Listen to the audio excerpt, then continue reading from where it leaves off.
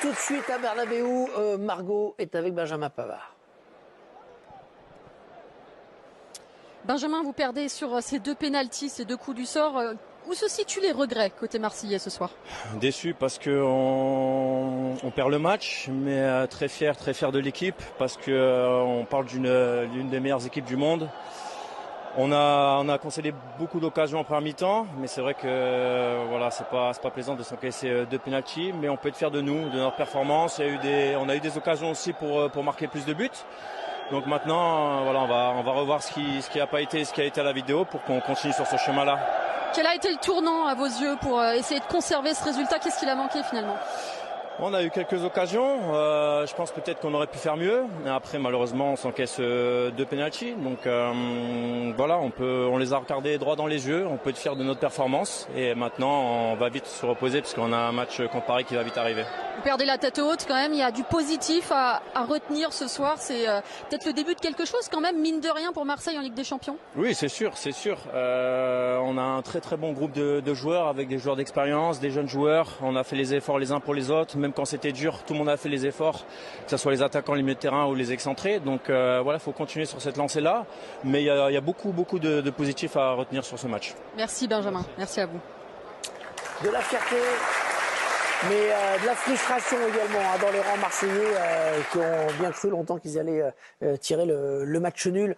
Petite parenthèse, la soirée ne fait que commencer. Restez avec nous, vous ne le regretterez pas. Les matchs à suivre sont dingues. Et je pèse mes mots. Voilà. Mais bon, là, quand tu tombes, parce que je dis souvent, quand tu tombes, tu vas pas être... Je suis chauvin, marseillais, c'est pour ça. Non, mais restons sur les faits. Les faits, ils sont... Pour moi, il n'y a jamais pénalty, peu importe. Il tacle, c'est sa main. Ok, mais on ne doit pas siffler pénalty pour ça. S'il met le carton rouge, là, n'importe quelle équipe, on était en haut, on était en train de crier au scandale parce qu'il y a pas, pour nous, il n'y avait pas pénalty. Moi, j'aimerais bien écouter les explications de l'arbitre sur le pourquoi du comment il siffle pénalty. Surtout qu'il ne va même pas revoir l'action. De tout de suite. Ses assistants vidéo, malheureusement, ont jugé qu'il avait pris la bonne décision. Ouais. On voit peut-être la transformation de Kylian Mbappé qui a donc... y croire davantage. En seconde période. Surtout à 10 contre 11. Voilà, contre 10 madrilènes, d'avoir vraiment mettre vraiment le pied sur l'accélérateur pour vraiment mettre en difficulté la défense madrilène. Et en fait, on en parlait, je les ai trouvés un peu émoussés, Aubameyang un peu émoussé, Pavard un petit peu fatigué. On sent que la préparation physique, on sent que c'est les premiers matchs de la saison de Ligue des Champions et que les joueurs ne sont pas encore à leur top. Ce qui est frustrant, c'est que l'homme avait ouvert le score dans ce match. Être une bénédiction pour les Marseillais a été au final ce qui leur a porté préjudice parce qu'eux n'ont pas su gérer leur supériorité numérique et je pense qu'ils se sont dit on garde le nul, on essaie d'aller chercher la victoire. Au final, ils n'ont fait pas grand-chose. C'est que déjà, je les ai trouvés piquants. C'est-à-dire que quand ils allaient dans la surface du Real, j'ai trouvé qu'ils ont réussi à être dangereux. Ils ont eu quelques occasions, on va les voir. Tiens, Aubameyang, Greenwood notamment. Celle d'Aubameyang, mais très grosse occasion. Mais même celle de Greenwood quand même. Oui. On va les voir, on va continuer là. Et cette frappe repoussée par le gardien. Voilà, Kylian avec Margot.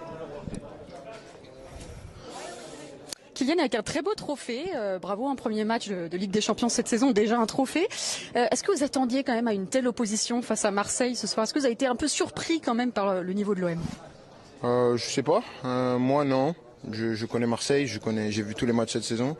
J'ai encore vu leur match vendredi contre Lorient, donc moi je connais les championnats de France, mais ça il faut plus demander aux autres. Mais je pense qu'on a commencé le match, on a mis beaucoup de pression. Eux aussi ils étaient cohérents dans ce qu'ils ont produit. Je pense qu'on a eu quand même pas mal de situations où on doit être plus efficace, moi le premier. Après ils marquent le premier but sur une erreur. Ça peut arriver, mais on était un peu en dilettante. On arrive à réagir. Et en première mi-temps, je pense qu'on a pas mal de situations où on peut rentrer avec l'avantage. En deuxième mi-temps, on ronronne un peu plus. Physiquement, on pioche un peu plus et on prend le carton rouge. J'ai pas vu ce qui s'est passé. J'étais derrière. Mais après, on savait que nous, au Bernabéu, même à 10, même à 9, peu importe ce qui se passe, on aura toujours notre moment. Et notre moment, il est arrivé. On a eu ce penalty, on a réussi à marquer. Et après, comme contre la Real Sociedad ce week-end, quand on est 10, on doit accepter de souffrir un peu plus. Mais voilà, on est content de commencer avec une victoire en Champions League. Il y a eu un gros duel dans le match avec Balerdi aussi. Il vous a pas lâché. J'ai vu des fois, il vous mettait des coups d'épaule, il vous tirait le maillot. Comment vous avez vécu ce duel dans le match? Normal. Pas mal de défenseurs font ça avec moi. J'ai l'habitude depuis de nombreuses années maintenant. Il faut rester concentré dans son match. Son objectif à lui, c'est de me sortir de mon match. je suis toujours concentré et ce soir je repars avec la victoire, avec 2 buts et le trophée d'homme du match. On aimerait parler de votre forme quand même, Kylian. 2 buts, ça fait 7 depuis le début de saison, si on compte aussi l'équipe de France. Est-ce que vous êtes déjà senti aussi fort depuis le début de votre carrière? Non, je suis bien, j'ai bien commencé. Après, je pense que je peux encore faire mieux, c'est le début de saison. Je pense qu'on est encore dans une phase où on est quand même dans la préparation. Nous, on n'a pas eu beaucoup de temps pour se préparer. Donc, on essaie de monter en puissance. J'essaie de travailler aux entraînements et en dehors pour essayer d'être le plus performant possible et monter en puissance. Ça va être une longue saison, une importante saison. Donc, il faut être prêt maintenant et très longtemps. Merci, Kylian. Merci et bravo à vous. Félicitations. Serein. On a presque l'impression d'entendre un entraîneur parfois au début dans son analyse. Sidney et Paul, un petit mot sur le match plus globalement de Mbappé. On a vu le duel avec Balerdi. Balerdi qui a été bon par ailleurs dans ce match. Il a eu assez peu d'occasions finalement, Kylian Mbappé dans le jeu. Oui, mais il a été très présent et on l'a vu très actif. Et c'est ça le foot. Plus collectif, c'est vrai. Même en équipe de France, il a offert un but quand même lors du dernier match. Là, si on regarde la ligne de stats ce soir des Madrilènes, c'est celui qui s'est créé le plus de situations, 10 tirs, mais c'est aussi celui qui a fait le plus de passes avant un tir. Si passe avant un tir ce soir, il est impliqué par le tir ou par la passe sur plus de la moitié des situations madrilènes ce soir. Ça montre aussi le Kylian qu'on a vu ces derniers jours en équipe de France. Ouais. Normalement, c'est passe décisif sur Mastoano. En première, ouais. En première période, il lui donne le ballon, il n'y a personne dans le but. Avant de filer sur un match entre la Juve et Dortmund, absolument incroyable. Un dernier mot quand même peut-être sur le rouge de Carvajal que vous évoquiez tout à l'heure. Essayez de comprendre comment la température est montée entre le gardien argentin et Carvajal. Vous voyez, il y a une petite poussette au départ. Mais alors c'est quand même étonnant qu'un joueur aussi expérimenté que Carvajal... parce que les joueurs sont là pour empêcher le gardien de pouvoir sortir. Après, c'est une réaction d'humeur très mauvaise. Et en plus, en tant que capitaine. Un petit bonbon avant de se quitter. Vous voulez voir le but marseillais vu du Vieux-Port? C'est quand même le premier but en Ligue des Champions. Parce que Dominique Armand est vivant. De l'OM. On a des nouvelles. Là, à ce moment-là... Il n'est plus là, Dominique Armand. Là, à ce moment-là, oui. Cette année, elle est pour nous, la Ligue des Champions. Garantie. Vous êtes sûr?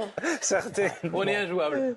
Bon, en tout cas, c'était un bon match de l'OM. Et on va continuer. Prochain match de l'OM au Vélodrome, c'est contre l'Ajax. Enfin, le prochain match, c'est contre le PSG dimanche, mais il y aura en Ligue des Champions le 30 septembre l'Ajax d'Amsterdam qui se déplacera. Ce sera bien sûr sur Canal. Le Real jouera le même soir à 18h45. 2 buts, 2 pénaltys. Le Real est bien de retour en Ligue des Champions. De toute façon, on a l'habitude. Et le plus dommage dans ce match, c'est que Marseille, ils avaient la place. Et moi, personnellement, je pense que le Real, face aux grosses écuries, ils vont être fébriles. On a très bien vu comment Marseille les ont mis en danger ce soir. Très tôt dans le match, Trent Alexander-Arnold s'est blessé. Il a été remplacé par Carvajal, et heureusement, car Trent n'aurait jamais pu tenir Wea, on va pas se mentir. Il est d'ailleurs buteur sur une énorme faute d'Arda Güler qui perd le ballon au milieu de terrain. La head watch était magnifique. Marseille menait au Bernabeu. Les supporters marseillais, en termes d'ambiance, étaient en train d'éteindre les Madrilènes. Mais bon, penalty totalement mérité. Grosse erreur de Kondogbia qui fait faute sur Rodrigo. Penalty transformé par Mbappé. Balerdi, je trouve qu'il a été énorme ce soir. Sans même parler de Rouli qui a fait 10 arrêts en une mi-temps. C'est dommage, je trouve, parce que Marseille était bien meilleur en deuxième mi-temps. Ils ont commencé à de plus en plus piquer le Real. Sachant que le Real était à 10, Carvajal fait une faute bête, mais ça, je ferai une vidéo. Et bon, un autre penalty sur une main, encore une fois transformé par Mbappé. Moi, je trouve que ce penalty sur Militao, il est discutable. Bref, ça, c'est un autre débat.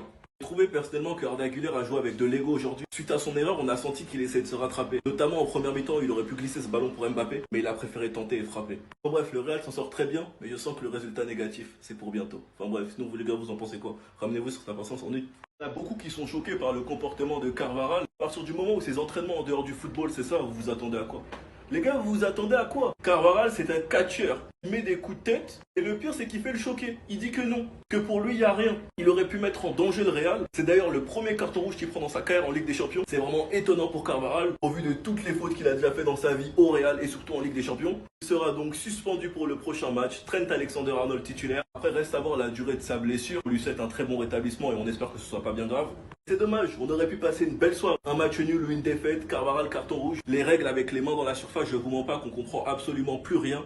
Ce genre de main c'est penalty, l'autre c'est pas penalty. Moi personnellement, je trouve ça grave que cette action ne soit pas revue à la VAR. Parce qu'à vitesse réelle, on voit très bien qu'il bouge les bras. Et surtout que cette saison, j'ai déjà vu ce type de main siffler. Mais bref, ça c'est un autre débat. En bref, premier match en Ligue des Champions, il y aura déjà des polémiques. 2 matchs pour le Real, 2 cartons rouges. Et le Real devient officiellement le club qui a obtenu le plus de pénaltys en Ligue des Champions. Une autre petite stat, Mbappé a marqué plus de pénaltys que Lewandowski en Liga. Juste pour que vous compreniez le nombre de pénaltys que le Real obtient dans toutes les compétitions. Enfin bref, sinon vous les gars, vous en pensez quoi? Ramenez-vous sur sa personne sans nuit. Quand j'ai vu le 11 du Real et j'ai vu que Vinicius était au banc, je m'étais déjà préparé à faire une vidéo en fin de match pour expliquer qu'il n'était pas assez respecté. Vinicius mérite bien plus de respect pour tout ce qu'il a apporté au Real et que le traitement de Xabi Alonso envers Vinicius, il est grave injuste. Mais quand j'ai vu son entrée, j'ai retiré tout ce que j'avais à dire. Il se passe quelque chose dans la tête de Vinicius, on voit qu'il y a un problème. On voit que toutes les rumeurs qu'il y a autour de Vinicius, comme quoi il se sent pas bien, comme quoi il est atteint. Même l'affaire sur son nouveau contrat parce qu'il a toujours pas prolongé au Real, et même sur son statut car il n'est plus le leader du Real, le boss maintenant c'est Mbappé, on voit très bien à quel point ça le travaille. Et de voir Rodrigo titulaire devant lui, le premier match de Ligue des Champions, on va pas se mentir les gars que c'est une énorme surprise. De te dire que Mastantuono a été sur le terrain pour le premier match de Ligue des Champions et que Vinicius était sur le banc, franchement j'y aurais jamais cru. On va pas se mentir les gars que la baisse de niveau de Vinicius est énorme. Sachant qu'en plus de ça, pour pas l'aider, t'as Rodrigo qui maintenant est son concurrent direct à son poste. C'est d'ailleurs drôle car les deux ce soir créent un penalty. Rodrigo en première mi-temps et Vinicius en deuxième, concrétisé par le boss du Real, Mbappé doublé. En tout cas c'est une affaire à suivre, on verra ce que Xabi Alonso fera en Liga. Bellingham qui est officiellement de retour, je sens que c'est le début des problèmes.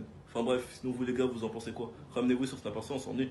Alors là, pour la première fois, j'ai envie de dire j'ai honte. J'ai honte de ce que je viens de voir. En fait, moi, s'il y a bien une chose qui m'énerve dans le football, c'est quand mon club fait n'importe quoi sur le terrain. On joue comme des débutants et il y a toujours 1 ou 2 pénaltys qui viennent en notre faveur. Le deuxième pénalty obtenu par le Real Madrid, je suis désolé, moi, je sifflerai pas ça. Il va falloir revoir les règles de pénalty là parce que là, c'est involontaire. Même si oui, c'est pas le bras d'appui, mais vous voulez que son bras là soit où? Vous voulez qu'il tape comme ça? Franchement, dites-moi. Heureusement que Kylian Mbappé est toujours là pour nous les transformer à chaque fois. Parce que quand je vois le match qu'on a pondu aujourd'hui, les occasions qu'on a ratées, Rouli, vraiment chapeau à toi, mon gars. Trent Alexander-Arnold qui se blesse en première mi-temps. Carvajal, le capitaine de l'équipe, rentre en jeu et regardez-moi ce qu'il fait. Déjà qu'on avait du mal à marquer, regardez dans quoi il nous met. Carton rouge totalement mérité. Comment tu peux venir mettre un coup de tête au gardien, même si oui, il a exagéré en tombant. Et c'est le jeu, c'est ça le football. Avec toute l'expérience que tu as accumulée, carrément ta barbe elle est blanche. Tu viens mettre ton équipe encore plus dans la merde. Après ce que j'ai vu aujourd'hui là, vraiment, je suis pas serein pour les matchs à venir. On n'est pas encore prêt. Parce que déjà, si face à Marseille, on rate autant d'occasions sans les pénaltys, on n'arrive pas à marquer. Face aux grosses équipes, ce sera quoi?